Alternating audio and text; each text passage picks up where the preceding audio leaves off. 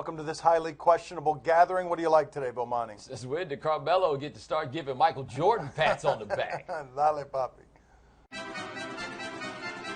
Did Chris Sale's explanation for his actions make it better or worse? I mean, how are you going to make it better explaining why you took out a knife and cut up a bunch of uniforms? Like, that's a very difficult task, but Chris Sale gave it a go. Bless his heart. Listen to this. If this falls on my day, I don't want to wear these because I've never pitched in an untucked uniform in my life. They were uncomfortable and they're just unorthodox. I didn't want to go out there and not be at the top of my game in every aspect that I need to be in. This is going to affect the way the game is played.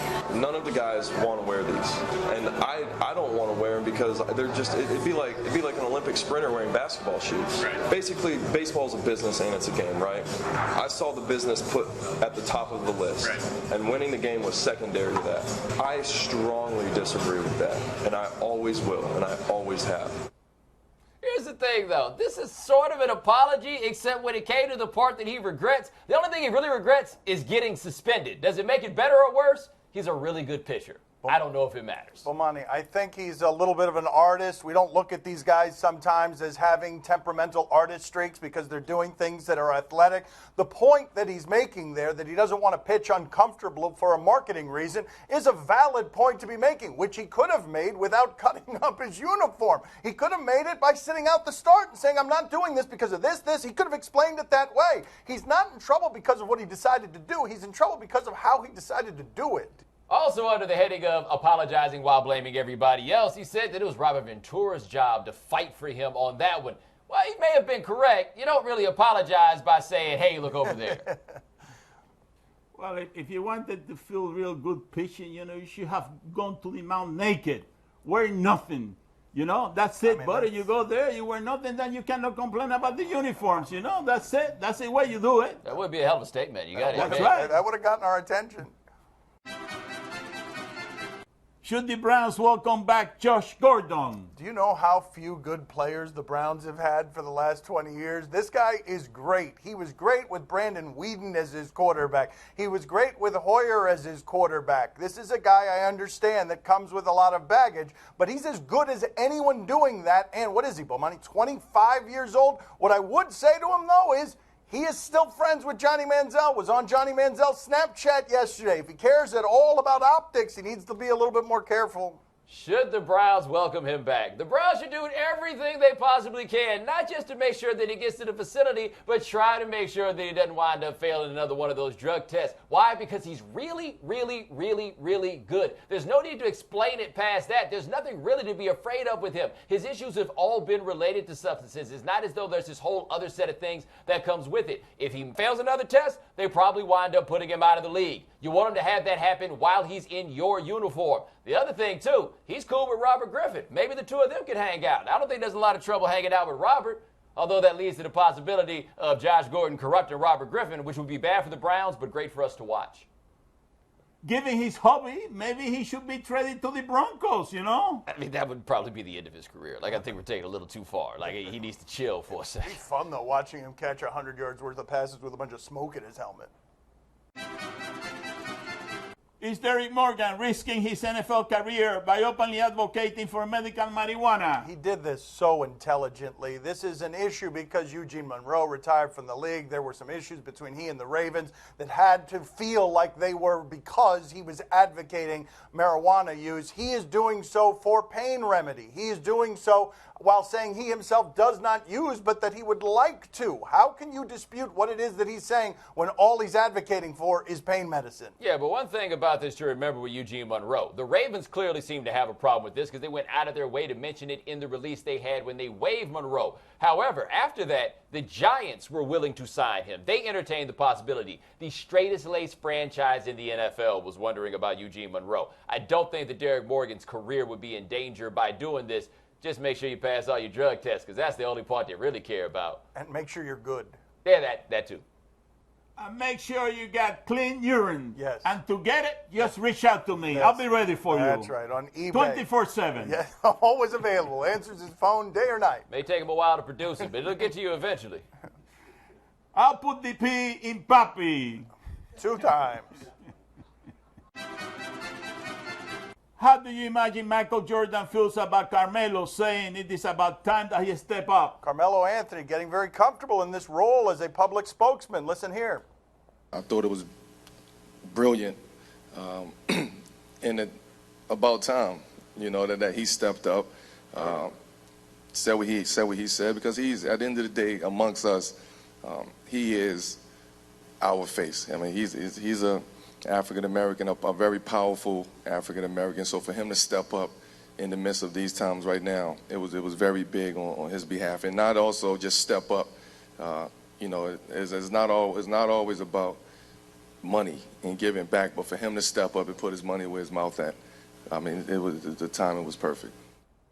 This is one of the reasons Michael Jordan avoided this for 3 decades, getting involved in these conversations, because people end up talking about what it is he said, what it is that he did, even though in this case what he did was pretty benign. It wasn't really taking a stand, mind you. He gave $1 million to one side and he gave $1 million to the other side, and he was pro-diplomacy. He's not sitting here taking a stand, and we're still arguing about it as if he's taking a stand with Carmelo Anthony, saying it's about time, while we're all waiting for him to do something that he has not yet even done. But also another part of this is we know Michael Jordan, and we're imagining what Michael Jordan's face looked like when Carmelo said, it's about time. Carmelo wears shoes with Michael Jordan's logo on them, and he's telling him that it's about time. But remember, Michael Jordan is always burdened with the Republicans buy tennis shoes too also. I can't help but wonder how he felt when he looked on stage at the ESPYs, and it wasn't just a couple of guys on Nike that were up there. 2 of his Jordan brand guys were up there, and the shoes kept on selling. You got to wonder if that nudged Mike just a little bit.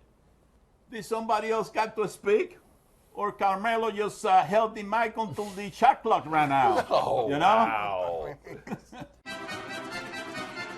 Does Tyronn Lue deserve to be one of the highest paid coaches in the league? 5 years, $35 million. That is the contract that Tyronn Lue signed. Remember, he was the highest paid assistant in the league when he got the head job, but he didn't sign a new contract. He bet on himself, came up sevens, like $7 million a year. But here's the thought. You see all this money that's flying around for players now? The coaching salaries do have to go up as a result, don't you think? Steve Kerr got a 5-year, $25 million contract with the Warriors before he'd coached a game. Tyronn Lue signed the kind of contract you should get if you just won a championship.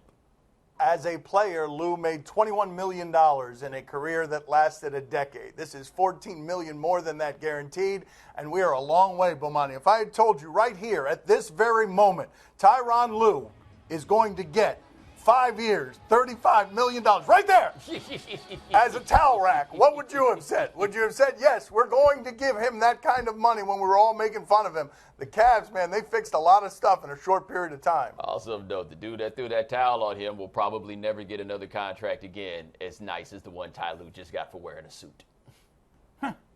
He should give a cut of his money to Draymond Green, really. Yeah, I mean, yeah, he should. That's not a bad idea. Coming up next on my son's TV show, we talk to Kliff Kingsbury. One of y'all got to tell the story. Hey, I'm sitting here right now. I don't remember the specifics of that one. That Belichick gave him a game ball because he managed to poop on the sidelines without anyone seeing him do it. Yeah. Joining us at the beach today is Kliff Kingsbury. He is cool coach at Texas Tech football. Let's talk to him a little bit. How does this work with you in terms of player disagreement? You don't seem like a dictator type. Can a player get into an argument with you and you're good with it? Not in a public setting. We'll shut the door and I'll ask him to be frank and speak openly and give him that floor. And usually that's when you get the best results. You get the best answers. You hear what's really on their mind instead of just being shut off and being angry. But how did those go with Manziel? That was more, there wasn't a lot of back and forth. Usually whenever he had done something, it was just me begging and pleading, hey, let's please not do that again. We got too much good stuff going on. You worried about him? I am. Like everybody else seems to be. I am. I know, the good heart he has, the person he is. I don't know how much he's ever been enamored with the game of football. He's just been really good at it. So I don't think that's even the key to anything. I think he just needs to find, his peace and what's going to make him happy moving forward. Have you reached out to him? Because people are having some difficulty reaching him. Yeah, he's been, out of touch for a bit. But from what I've heard recently, he's trying to make some strides. I don't know how far those have gone, but hopefully we get that going in the right direction. Can you help us understand something? How much did Texas A&M enable him?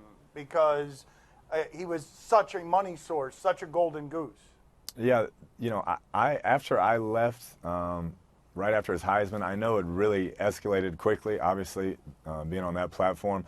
When I was there, he was under very strict rules based upon he'd had a rough summer and was basically one strike away from being thrown out of school. And so during that fall, he had been pretty much by the letter. As the Heisman hype, as that started taking off, I saw some indications that there could be some issues, but I don't, I pretty much left before it all became too big. What can you tell us about how much your struggles as a player later in life affect the way that you now coach? There's no doubt. Going through getting cut a bunch of times, moving a bunch of times, I have a soft spot in my heart for guys who work really hard and try to be great and just maybe aren't good enough. I gotta say, though, being the backup quarterback does sound kind of like it could be fun, though. Like, you still get to go in the bar and say that you're a quarterback, and they don't believe you at first, and then they realize that you are. Like, it doesn't sound like the worst life. It was a good run for a while. In New England, when you walk in with Tom, that was really, really good. You were the second coolest guy at the bar. Well, that doesn't sound fair, you and Tom Brady walking into a bar. I mean, that just doesn't sound fair. Was it fair at all? No, that's not fair. I mean, I was a distant second behind that cat. I can tell you that much. But, yeah, you go anywhere with him, you're going to be in good shape. Do you have a good Belichick story for us? Give us a decent nobody's got a good Belichick story. Can you give us a decent Belichick story? You got one? I mean, that was a long time ago. Nothing jumps out. How about a Larry Izzo story? Do you have a Larry Izzo story? Larry Izzo is, you probably do from Miami, back with Zach and him running. Well, I've got one from the Patriots. There's that legendary story of him, Belichick giving him a game ball because he actually went to the bathroom. Do you know this story? Do you not know this story? Okay, well, you tell it. You tell the story. No, I've heard that story, but he's a guy. One of y'all got to tell the story. Hey, I'm sitting here right now. I don't remember the specifics of that one. That Belichick gave him a game ball because he managed to poop on the sidelines without anyone seeing him do it. Yeah, he went, but they blanketed him up and hit him and did all that. But yeah, he is a guy who just cares nothing at all for hygiene or thought what anybody thinks about him. He sweats through every jacket I've ever seen. The guy's an absolute animal, and I'm sure when he was on South Beach, they say him and Zach Thomas were absolute legends. You remembered all the details of that story. You just forced me to give them to you. All of a sudden, you're adding details. I want to know part of that story.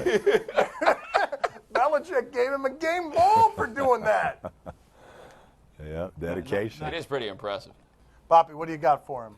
Hey, Kliff, can you give my son some tips on how to be more attractive like you? See, that's a great question, man. That is a good one. I don't know. Please, I'm all ears, buddy. I'm all ears.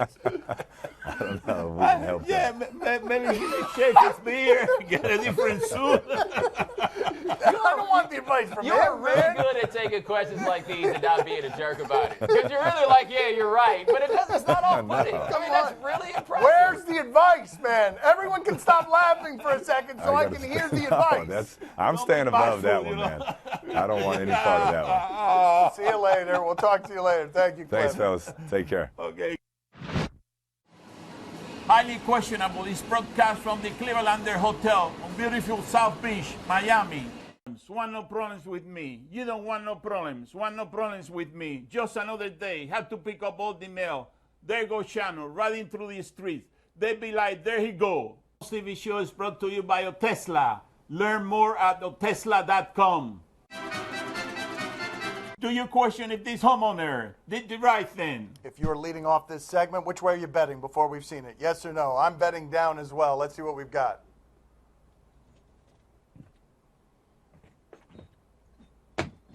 Oh, what's in there? What is that thing? Is that Pepe? What is that? Yeah. Is that a skunk or a raccoon? What is that?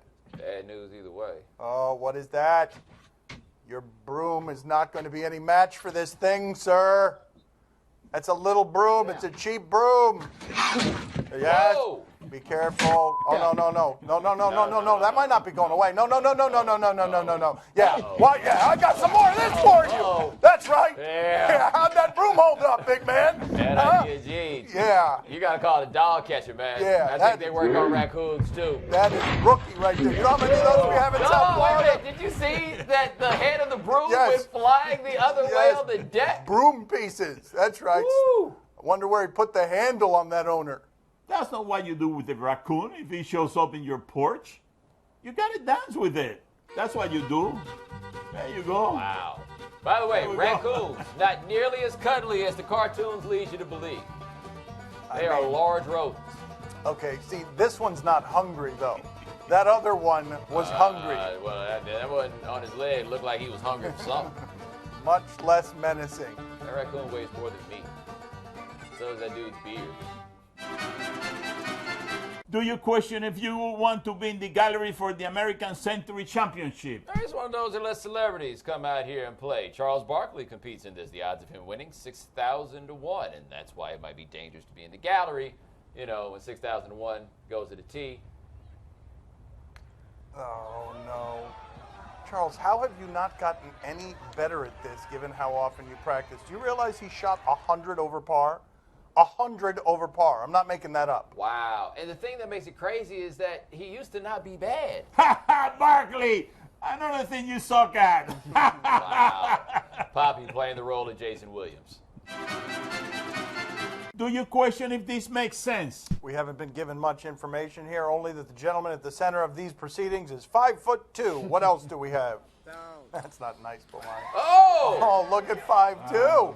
Look at 5'2". You laughed at 5'2", and then 5'2" did that. And that's why the whole thing is impressive. There you go. Just in case you're curious, that dude right there likes to fight. Anybody that short that can dunk like that loves to fight. Always got something to prove. I'm not looking to mock that guy. He's more athletic, obviously, than I've ever thought of being, but he can't palm the basketball. That's why he has to throw it up like that to dunk Okay, it. now that's hating. That's just unnecessary hating there.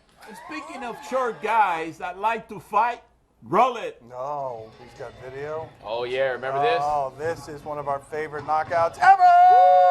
There it is! And extra special bonus points for making snot come out of his nose.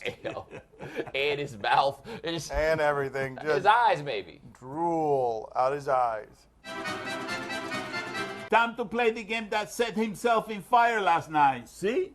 Or no? Tell us what to watch on television tonight. We'll tell you if we're intrigued. Does that mean you got burned? I got burned. On Fox Sports Florida, Phillies and Marlins. No, thank you. But let's check in with Odubel Herrera. He is an outfielder for the Phillies, and he is said to do amazing things defensively. Let's see. And a liner to center field. Herrera got a good jump, but he... No, that is not an amazing thing. That's hard, though. That ball was smoked. That's tough on a center fielder. Ball hit right at you. Yeah. Well, this has Whoops. been a terrible performance by the Phillies And then he tonight on so jogs many after levels. it with not a lot of enthusiasm because he's a little bit embarrassed. Bomani, are you intrigued? The thing is, he never had a chance at the ball in the first place. It's not like he misplayed it. That was honestly the best option he had. Jump and hope my go-go gadget arms can bring the ball in. Poppy, are you intrigued? Oh, see, I'm very intrigued. But listen, his defense has improved since the last time we saw him. Oh, let's see. What else? What else? I don't Is this remember. going to be our thing? This dude we never thought of otherwise in his defensive mistakes? Oh, yeah, remember that? Oh, only one out. Yeah. That's not good. And then that score's not good. Yeah, he also has purchased a new chain since then. Well, his chain now is far more impressive. Or is that the same? On HBO, Real Sports with Bryant Gumbel. You may have heard that Rio is a little bit of a disaster, and Rio, they go check in on Rio. What's it going to turn up? What is going on here? We're seeing open sewage pouring down through a valley between dozens and dozens of homes where people have all of their windows closed because they probably don't want to breathe the air. This is just literally what goes into the toilet is coming out here. That's what we're listening to right now. It's straight raw sewage from these homes coming down between us. Down the hill, we found another open sewage line. one of 23 in this favela alone. Think about the whole city, the scale of this. So 30% of the sewage in the city is like this. It's affecting these families, it's affecting people across the city, and it's ignored by the authorities. When the bid was granted, one of the selling points was that all of this particularly the sewage, would get cleaned up. Politicians here are very good at lying. What a great last sentence from the bearded guy. Bomani, are you intrigued? That's your friendly reminder, by the way, that as bad as things might be for the folks dropping in for a couple of weeks, after you leave, it's still going to be worse for the people who live there. Poppy, are you intrigued? Okay. Yeah, what can you say? Raw sewage. Let's just end the show. Wait a second. You mean to tell me that they use toilet? And when they flush the toilet, that's what you get? That's right. Boy. Yeah. Wow. Yeah. That too. I don't know what to say. Yeah. They say that's all the time we have for today. Thank you for watching. Go ahead. That's all the time we have for today. Thank you for watching. Yeah, we appreciate you watching. Raw sewage. Ugh. Speaking of sewage, whoops. Really? Ah. Really? That's I what call we're my doing. agent. Somebody call my agent.